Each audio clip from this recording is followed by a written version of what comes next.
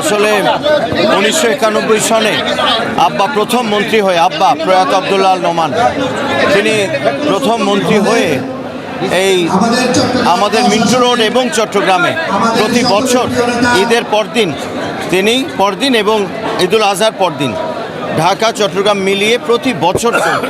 অর্থাৎ বছরে তিনি 4টি কমপক্ষে মেজবান করতেন এবং যখন মন্ত্রী ছিলেন না তখনও এটা জারি রেখেছিলেন। এই গত বলা যায় 36 বছর, তার মাঝে শুধু করোনা এবং ওনার অসুস্থতা কিছু বছর বাদ দিয়ে প্রতি বছর তিনি এটি করতেন। এবং এখন এটা আমার দায়িত্ব যে আমি চট্টগ্রামের আপামর জনসাধারণ, আমার আত্মীয় স্বজন এবং আমাদের সবচেয়ে বড় আত্মার আত্মীয় আমার চট্টগ্রাম বাংলাদেশ জাতীয়তাবাদী দলের নেতৃবৃন্দ এবং কর্মী ভাইদের, বোনদের এবং সনাতনী অন্য ধর্মাবলম্বী আমার ভাই বোনদেরও, তাদের জন্য আমরা এই ব্যবস্থাটা করি এবং আমি করছি। ঈদের তো অবশ্যই ঈদ ভাগাভাগির কথা কালকেও বলেছি যে ঈদের আনন্দ এটি যেন পুরো বাংলাদেশে এবং বিশেষত চট্টগ্রামে প্রতিটি ঘরে আমরা পৌঁছে দিতে পারি।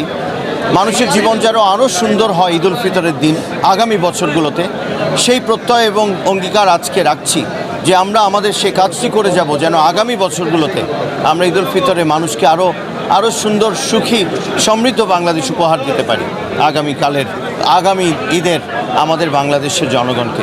তাই এই ঈদ শুধু আনন্দ বন্টনের দায়িত্ব বলবো না, এটি একটি বৃহৎ আমার জন্য একটি দায়িত্ব যে শুধুমাত্র আমার আনন্দটাই কিন্তু এখানে নেতা হিসেবে, আমাদের জনপ্রতিনিধি হিসেবে এটাই বিবেচ্য নয়। এখানে হলো আমার মানুষগুলো ভালো আছে কিনা, সেজন্য আমাদের এই জনপ্রতিনিধির দায়িত্বটা আরেকটু বেশি।